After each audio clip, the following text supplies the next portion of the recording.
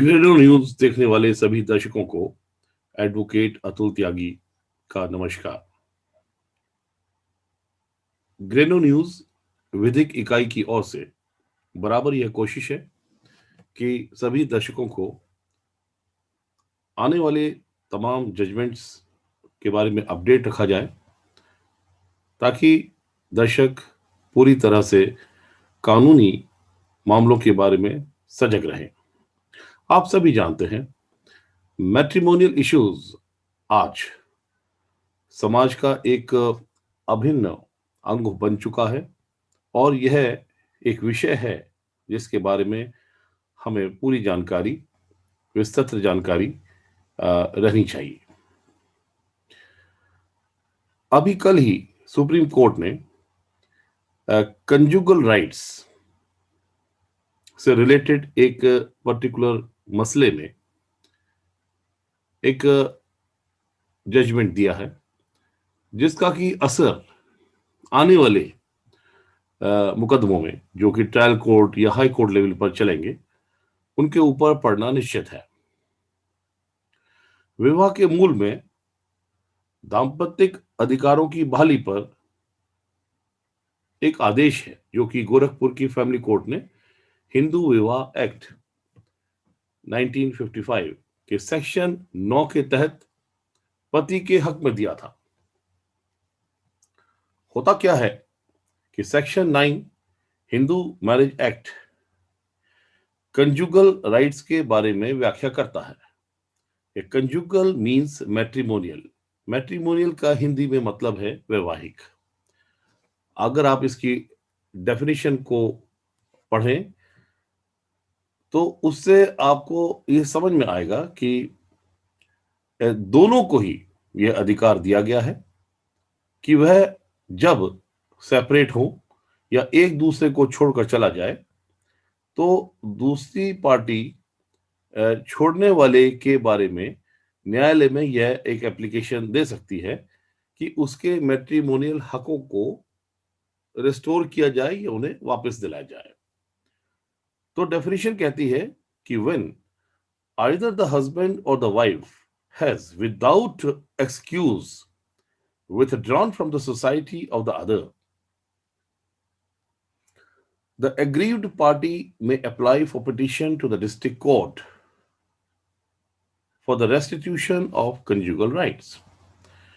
and the court, if satisfied of the truth of the statement made in the petition and that there is no legal ground why the application should not be granted, may decree restitution of conjugal rights accordingly. साल 2015 में एक महिला ने Gorakhpur court में याचिका दायर करके पति से गुजारा भत्ता, यानी कि जिसे हम जनरली कहते हैं मेंटेनेंस अलाउंस, मांगा। कोर्ट ने पति को 20,000 रुपया हर महीने पत्नी को देने को कहा। पति ने कोर्ट में दाम्पत्य अधिकारों की गुहार लगाकर उन्हें बहाल करने के लिए याचिका दी और कहा कि सेक्शन 9 हिंदू मैरिज एक्ट के तहत उसे उसकी पत्नी की कंपनी या पत्नी की कस्टडी या पत्नी के साथ रहने के या उसके वापस आने के आदेश किए जाएं। यहां बताना उचित होगा कि हिंदू मैरिज एक्ट 1955 से पहले जो हिंदुओं की वैवाहिक प्रणाली थी, उसमें एक भावना थी। हालांकि वह भावना अब नहीं होनी चाहिए, मगर कहीं ना कहीं पर वो पुरुष प्रधान जो हमारी समाज की संरचना है उसमें अभी भी काम करती है और शायद कहीं ना कहीं पर एक्ट या न्याय प्रणाली उससे अफेक्ट होती भी है। और वह भावना है कि स्त्री को यह माना गया था कि वह पति की कस्टडी में रहेगी, और आज भी कभी कभी अनचाहे यह शब्द इस्तेमाल हो जाता है कि that custody of the wife may please be given to the husband under the garb, under the pretext of section 9 HMA। हालांकि सेक्शन 9 क्लियरली बोलता है when either the husband or the wife has without reasonable excuse withdrawn from the society of each other। जैसा कि हम सब जानते हैं कि हमारे कानून में जो कस्टम्स हैं, ट्रेडिशंस हैं, वो एक असर डाले रखती हैं एक लंबे समय तक। तो यह भावना भी जाते-जाते जा रही है। तो ऐसा देखने में आया है कि जब भी अ, न्यायिक प्रणाली में जजमेंट्स पति के खिलाफ जाते हैं, तो ज़्यादातर केसेज़ में पति सेक्शन 9 का सहारा लेकर पत्नी की वापसी के ऊपर जोर देते हैं और कहते हैं कि वह अपने मैट्रिमोनियल हाउस में वापस आए। गोरखपुर के फैमिली कोर्ट के आदेश के बाद पति ने क्या किया कि वह हाई कोर्ट में गया, याचिका दायर कर गुजारा भत्ता दिए जाने पर सवाल उठाया और यह कहा कि वह तो अपनी पत्नी के साथ रहने के लिए तैयार है, तो इसकी क्या जरूरत है। इलाहाबाद हाई कोर्ट ने ये याचिका खारिज कर दी और उसके बाद यह पति सुप्रीम कोर्ट में गया और उसने ये फिर से अपना पक्ष रखा कि क्योंकि वह पत्नी के साथ रहने के लिए तैयार है, अतः उसे गुजारा भत्ता देने के लिए बाध्य न किया जाए। पत्नी ने यह दलील दी कि उसके पति का पूरा जो यह प्ली है, ये पूरा लीगल एक जो चेस उसने बिछाई है, वह गुजारा भत्ता देने से बचने के लिए है। महिला के वकील साहब ने यह बात सामने रखी कि पति तभी फैमिली कोर्ट में गया था जबकि गुजारा भत्ता का आदेश हो चुका था। देखिए, यहां पर कंडक्ट ऑफ द पार्टी बहुत इंपॉर्टेंट है कि जब यह पत्नी पति से अलग रह रही थी, तो उस पीरियड में पति ने कभी भी फैमिली कोर्ट में जाकर इस बात के लिए प्रार्थना नहीं की कि सेक्शन 9 के तहत पत्नी को उसके साथ रहने के लिए आदेश दिए जाएं। लेकिन जब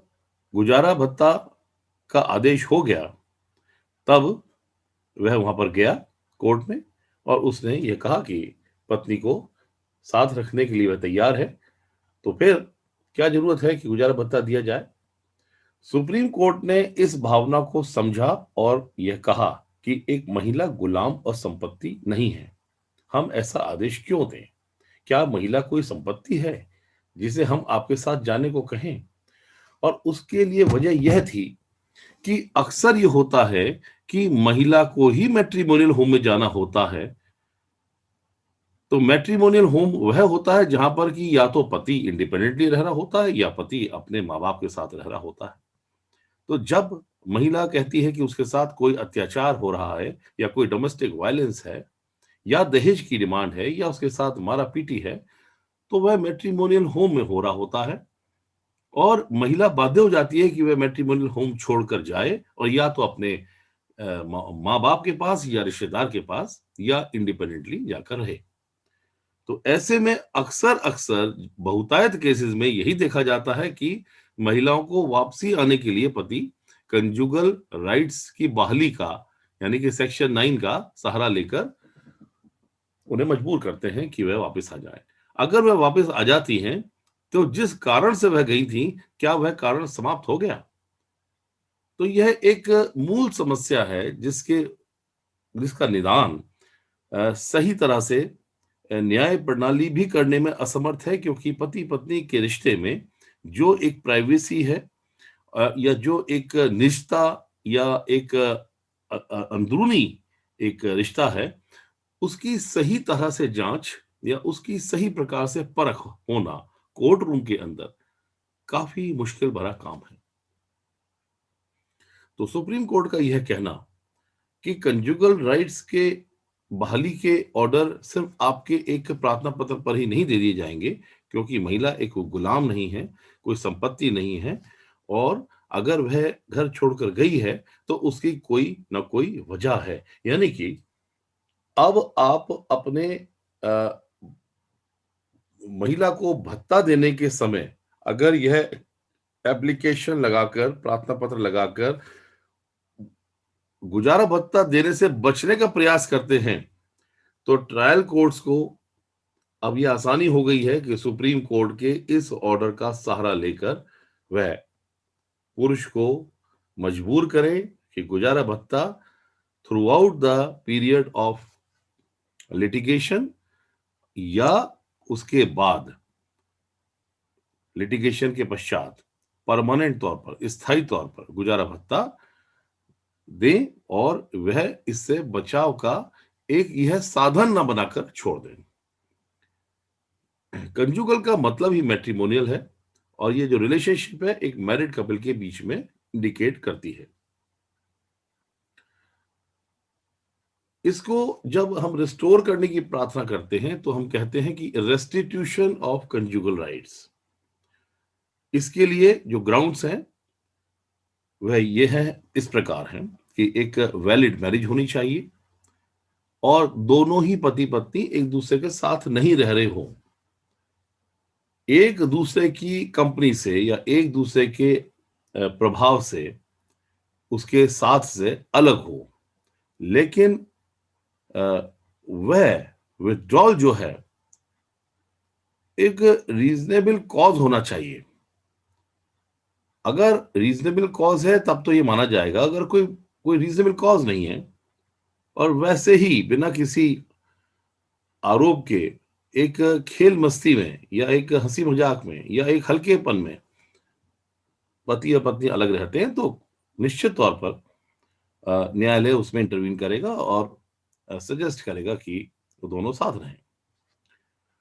और फिर यह भी देखा जाएगा कि क्या यह प्रार्थना पत्र एक बोनाफाइड अटेम्प्ट है या सिर्फ गुजारा भत्ता को अवॉइड करने के लिए ही है। तो इसका जो इफेक्ट होने जा रहा है वो यही है कि नॉर्मल जो वियर एंड टियर हम बोलते हैं कि शादी में या विवाह में जो एक नॉर्मल तकरार पति पत्नी की है, वह कभी भी आपको अलगाव की तरफ ना ले जाए, ऐसा न्यायालय का मानना है। और सुप्रीम कोर्ट ने इसी बात को ध्यान में रखते हुए कि नॉर्मल तकरार के समय ऐसा नहीं हो सकता कि पति पत्नी इतने ज्यादा सख्त हो जाएं एक दूसरे के लिए कि पत्नी घर छोड़ दे या पति उसे गुजारा भत्ता ना दे या उसे मना कर ना लाए। अगर ये ऐसा है, ऐसा हुआ है कि अलगाव हो गया है, तो वह निश्चित तौर पर नॉर्मल वियर टियर नहीं कहा जाएगा। और साथ ही पत्नी को यह पूरा अधिकार होगा कि वह पति के ही जीवन पद्धति के को अपनाते हुए और उसी के स्टैंडर्ड के हिसाब से जहां भी रहे उसके हिसाब से गुजारा भत्ता न्यायालय में मांगे और न्यायालय उसे ग्रांट करे। एक इंपॉर्टेंट जजमेंट है वैवाहिक संबंधों के ऊपर और वैवाहिक जो मसले हैं जो ट्रायल कोर्ट और हाई कोर्ट में चल रहे हैं उनके ऊपर एक दूरगामी प्रभाव पड़ने के पूरे चांसेस हैं। और साथ ही महिलाओं का की सुरक्षा में इजाफा हुआ है और उनके ऊपर जो एक दबाव था इस पर्टिकुलर सेक्शन का सहारा लेकर जो पति महिलाओं को में मजबूर करते थे कि वह मैट्रिमोनियल होम में वापस आए, उनके रास्ते में काफी यह अब अड़चन बन गया है। तो साथियों, आज के लिए इसी मुद्दे को मैं यहीं पर समाप्त करता हूं। अगले एपिसोड में फिर कोई एक इंपॉर्टेंट मुद्दे के साथ आपके सामने हाजिर होंगे। तब तक के लिए नमस्कार।